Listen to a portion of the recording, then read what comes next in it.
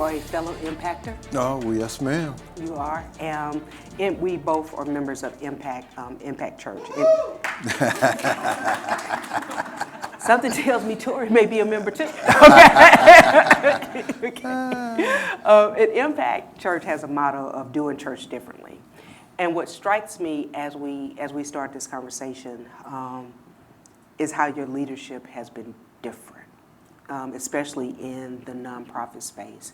Do you mind sharing with us your journey from Long Island, New York, to Atlanta, Georgia, and really what your why is and why you do this work every day? Well, yeah, so love to. Thank you. And I love this woman. And so you all just need to know that. Doesn't mean we always agree. It doesn't mean the relationship we've built has been smooth at every turn. But it's been honest and open. And from that has grown trust, admiration, and great fandom for each other. And so I just want to set the record straight. I am not unbiased when it comes to Terri Lee. Thank you. So the journey. I left Long Island, New York. I grew up in Roosevelt, Long Island, and the home of Julius Erving and Eddie Murphy. I grew up with Howard Stern, so don't hold that against me. Came to Morehouse, went back to Morehouse, and my first leadership lesson as I began my career was working for Ed Koch when he was mayor. Wow. So I got a chance to see Ed Koch in every element of leadership. In social circles, in political conversations with the city council. That's where I got to know the young Donald Trump. And so that's the world in which I began to sort of see leaders. Some of my best lessons came from the Urban League, not because I was there with Vernon Jordan, but Vernon was still coming back. And I got a chance to know him, got a chance to interact with him. He gave me some incredibly wonderful coaching lessons. I've had great mentors, very different leaders, from whom each one I just grabbed a little piece that I thought worked. I had a great leader in my father, and uncles in my family. So whatever leadership style I have is a blend of leaders that I have admired. There was a time when I knew every sentence from every Malcolm X speech. So Malcolm was one of those leaders that I drew inspiration from, as well as Martin Luther King and every other civil rights leader. So I am the gumbo of leadership. Wow. What strikes me when you talk about your dad, but even Malcolm X, my daddy had a book called the Harvard Speeches of Malcolm X. You remember that book? Oh, yeah. And it really takes 3 speeches. It takes, the first speech is when Malcolm X had just joined the Nation of Islam. Mm-hmm. The second speech was when he separated from the Nation of Islam. And the third speech was after his pilgrimage to Mecca. And what really strikes me well, first of all, I took the book from my daddy, Lord God bless his soul. And so I took that book, and I have it on my shelf at home today. But what strikes me about each speech, you could see a transformational change in Malcolm, in his leadership style, in his philosophy. And what really always brings home to me as a leader is that Malcolm wasn't afraid to admit when he was wrong. Correct. And it also brought forth the whole notion of servant leadership. Mm-hmm. And so when you think about servant leadership, how do you think about that in your application of day-to-day work with your team, but more importantly, just how you exemplify yourself? So there's a line that I learned long ago, and it's a simple one. It says, it's not about you. Mm-hmm. So it's not about me. It is about the people I'm trying to engage, the people we're trying to serve, and the people that I'm trying to serve alongside of. And so, I said to my colleagues at United Way just yesterday, they were the best group of people I ever got a chance to work with. We get a chance to try to inspire people to be their best selves in the community, and that's the job we get paid to do. There's no greater group of people I want to do it with than the folks that I'm with. So I have to role model, the behaviors that I want to see in other folks. But as leaders, the best thing I ever learned was try to find that talent that only that person has. Yeah. Help them grow that as big as they can, and use that as the vehicle through which they serve. Yeah. And they hold themselves accountable for serving. And so, it's as complicated as that and as simple to explain as that. Yeah. When you say it's not about us, yeah. It takes me to, one of my whys as to why I do this work. Mm-hmm. I do this work, quite honestly, because I don't want a child to be cold. I just don't. I do not want a child to be cold, and I know firsthand what it means for someone to have stable housing.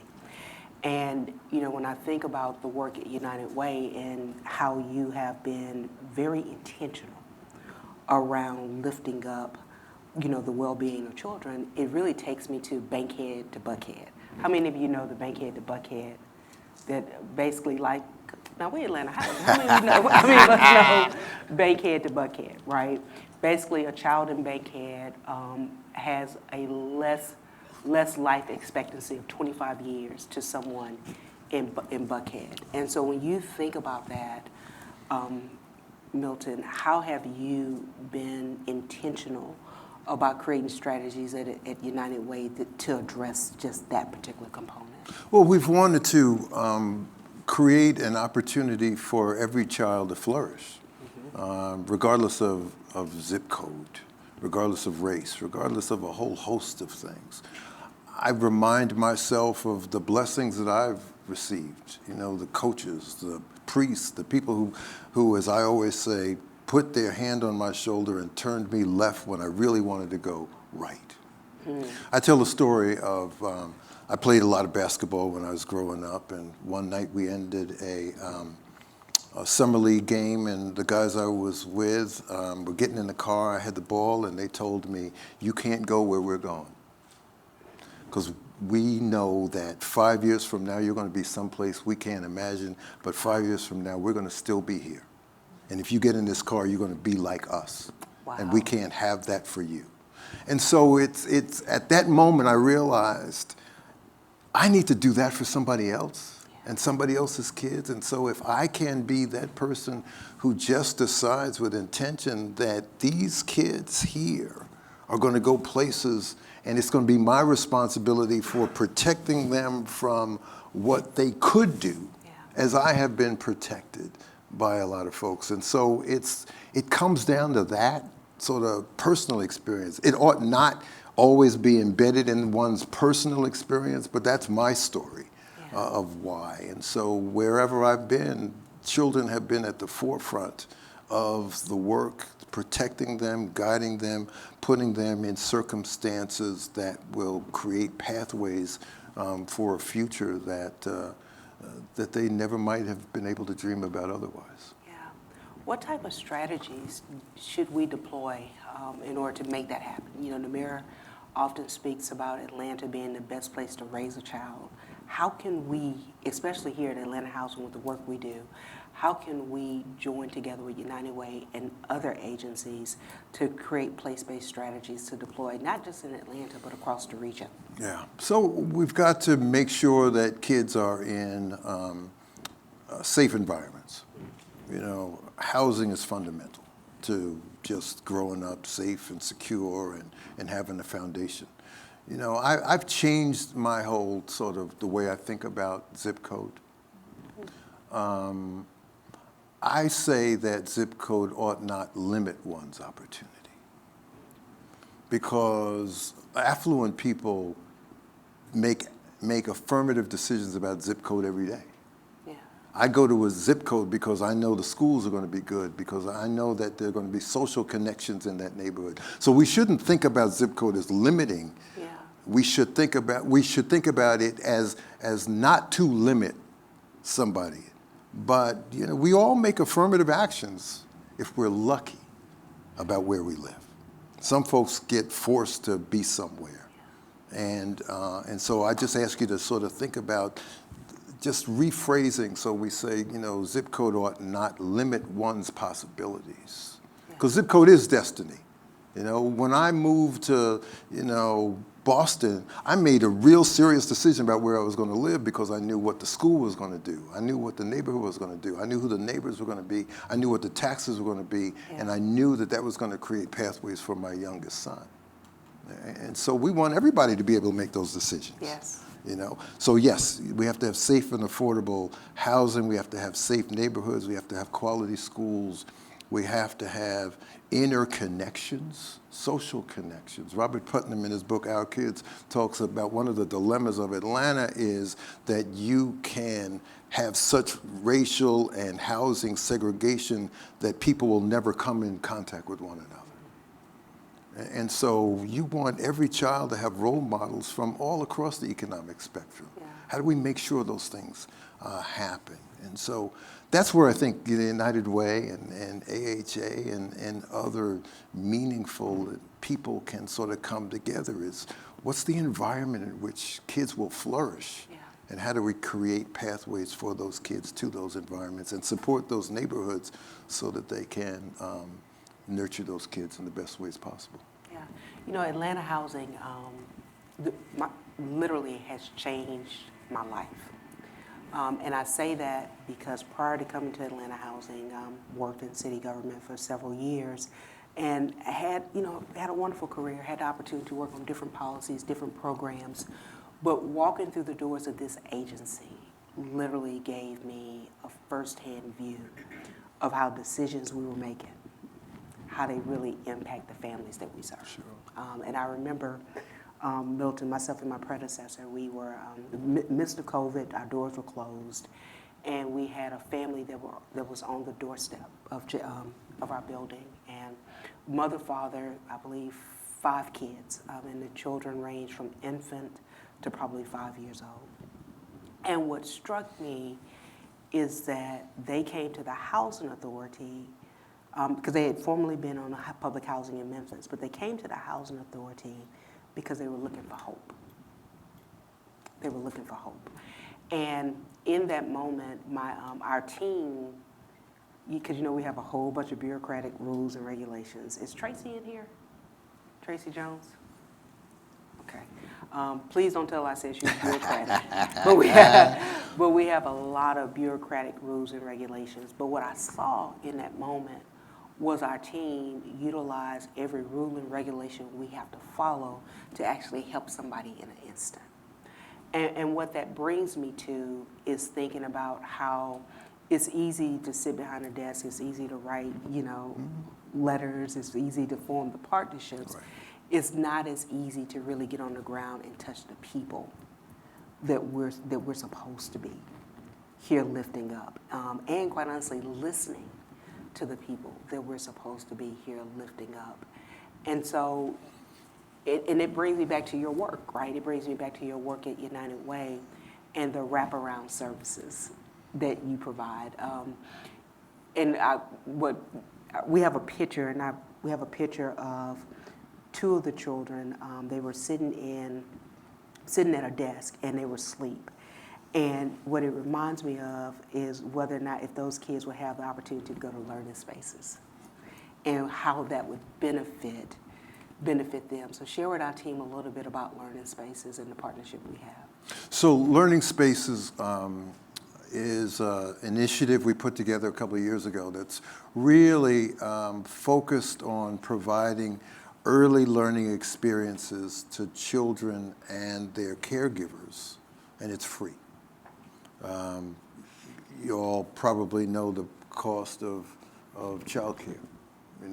Rivals the cost of a month's mortgage in many places. It'll cost you as much to send your kids to childcare as it will to pay for some 4-year institutions in Georgia. It's really expensive. But it is a pathway to, and I'm going to use a different word from pathway because you'll heard that word enough today already.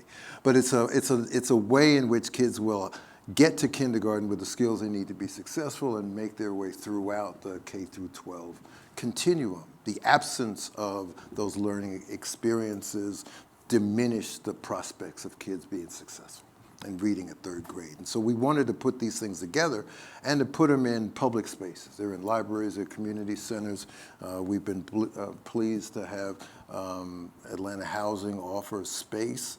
We bring in staff from the Children's Museum and a variety of other organizations and provide just playful learning environments, teaching caregivers how to talk to kids and how it's never too early to talk with your kids, and how to use every item in the house as a learning instrument, so the kids will learn how to spell refrigerator while they look at it. And all of those things that some of us take for granted but are important moments for children to learn. And so it's just, so we now have about 19 of them around the region, and we're trying to get at least 12 more.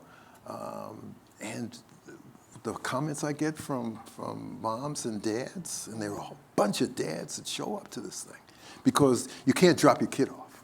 You got to be there for the hours that you're in the learning space. And the experience has just been great for the children, for the relationship of the child to the caregiver, for the skills that the child develops. And I think as many more places as we can partner to provide this opportunity for more and more of the folks that you have responsibility for,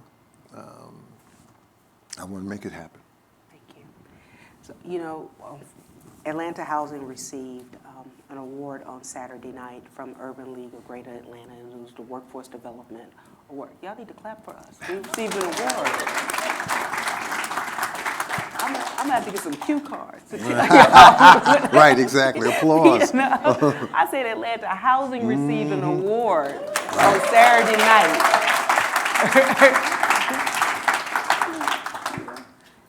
Poor frog that won't brag on its own pond now. So, but what really, when I think about that award, right, it takes me to the fact that when you said the responsibility we have for our families, housing is our mission, but we're going to be judged from an accountability and responsibility standpoint as to how we've elevated our families to a level of economic self-sufficiency. Because when you think about the poverty rate in the city, and many of you have heard me say this before, the poverty rate is 17%. And so you're looking at probably more than 50 to 70,000 families that are making an income below the poverty level here in the city of Atlanta. We serve 26,000 families. If we continue to serve the same continuum, those 26,000 families, what are we doing to transition families to a level of economic self-sufficiency, creating opportunities for generational wealth, and quite honestly, being able to help the next family in order to pull them forward. But what really hit me on Saturday when we received the award was that we did not do that work in isolation. You know, Atlanta Housing is a wonderful agency, but it's a wonderful agency that has cross-sector collaboration and partnerships, with United Way being one. But Milton, as we continue the work, you know, we have funding, we receive our funding, our mandate is to provide housing. A lot of the work we do from a resident perspective, we don't have funding for. And so that's where partnerships will be very critical for us to be able to expand that network. So what advice would you give our team as we're looking to expand our cross-sector partnership network? Well, I think the biggest advice is that many of us are working with the same families. You know, across a variety of areas. You know, I don't have money to pay for housing, but many of the families that are in Atlanta Housing are folks that may call us for 211. They may call 211 for help.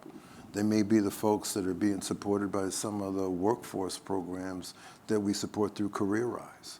So folks are showing up in our doorsteps, and their address is your address.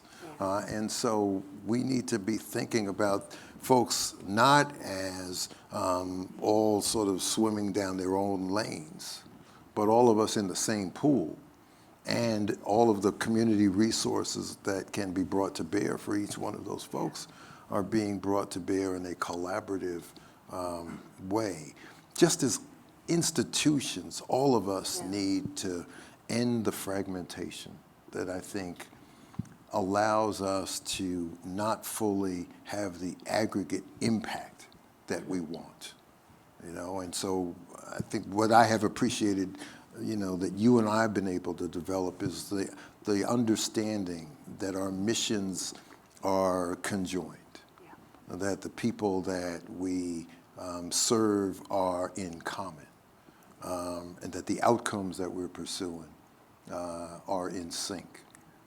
It's why, Eloisa, uses the Child Wellbeing Index to drive some of her decisions. It's that idea that we're all sort of fighting the same fight for the same folks and trying to achieve the same outcomes, so why don't we do it together? That's right. If you would, Milton, talk a little bit about the Child Wellbeing Index. I know you launched it in 2017, and that was a specific initiative that you brought to United Way. So can you share with our team a little bit about what it is and why it's important, and why we should apply it to decisions that we make? So we created something called the Child Wellbeing Index to identify how children are faring across the Metro Atlanta region. At the time that we designed it, it was down to the zip code. So we would know, in partnership with Neighborhood Nexus, which helped us develop it, how many kids are living in the zip code, how many of them are in school, how many of them have mothers who completed high school, how many are in poverty. We're now doing it, being able to measure it at the census tract level. But it's about 14 to 16 indicators, one of them being housing cost burden, that tells you. And then it's a tool that we can use to identify where the resources that we have at our disposal and can amass through partnerships will be directed to have the highest impact. During COVID, we used the index to figure out where we needed to concentrate food and housing and other services when people were struggling the most. And so it's a tool that allows us to really direct resources. Right now it tells us that there are 77,000 children in 79 neighborhoods across Metro Atlanta that are living in communities where child well-being is not only bad, but it's going down. Wow. And so those become the neighborhoods that we focus. 19 of them in Gwinnett County. So we got a concentrated effort from those 19 to see what we can do to change the odds for those kids. That's how we use it. Wow. Wow. And when I think about the work that we're doing, especially the housing pipeline and development activity we have underway, it's critically important that we understand that type of information. Sure. Because it's more than just building housing, but it's how do we create that social infrastructure foundation for the families we serve. We also have a companion tool that it's called United Way Alice. So Alice, and I bring it up because you talked about the 17% poverty rate. Yes. So Alice stands for Asset Limited Income Constrained Employed. So it is all of those folks who are making too much money to wind up in Atlanta housing's purview, but can't afford to pay all their bills. And so if you look across Georgia, 38% of Georgians are Alice. Wow. So that means that they can't afford monthly rent, a car payment, health insurance, child care, and a data plan for their cell phone and health care, if I didn't say that. So that's 38%. That's on top of this, and there's an additional 17% who are identified as poor. So we got, close to 50%, north of 50% of Georgians who are struggling. And so I bring that data that says that, the challenges that we face demand even more partnerships. Yes. Because if you just look at poverty level, you're missing a whole lot of folks who we celebrated during the pandemic as the essential workers, but the folks that do our nails, the folks that cut our hair, the folks that cut grass, man, they struggling. Yes. You know, you know folks who are Yeah. working 4 or 5 jobs, hustling, and then we yell at them because they can't show up at school, Yeah. you know, for a school conference, not realizing the economic constraints that so many families have. So the burden is on all of us to recognize that there's more that we need to do and more people that we need to call into this work, public, private, and corporate, to make Atlanta, you know, a healthy, strong, safe place. If you had a crystal ball and an unlimited checkbook, Okay. I wouldn't need the crystal ball if I had the unlimited checkbook. Shoot, Okay, well, I then could create my own future. throw the crystal ball away then. You have an unlimited checkbook. What would you do to actually solve some of the issues we're facing today? Income instability, housing insecurity, food insecurity, education mismatch. What would you do? You know, the first dollar I'd probably spend is it'd be split between making sure folks had a safe roof over their head and a quality education. You know, if I've got a quality education, you know, you're writing your ticket. Yeah. You know, the tie between economic mobility and literacy and education levels is inextricable.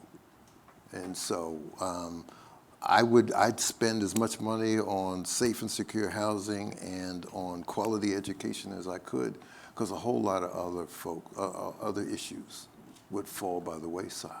Yeah. You know, you don't find too many rich folks who die from preventable diseases, you know, because you're able to just make affirmative decisions in ways. And so I think those 2 things alone would solve a whole lot of problems you and I see every day.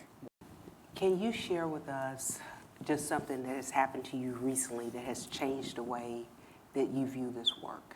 If it's changed the way you view this work. So have you encountered a situation, a person, a circumstance that has literally said, I need to transition how I'm moving this work forward? You know, I met a family recently, and they are a reminder that we all have the same ambitions.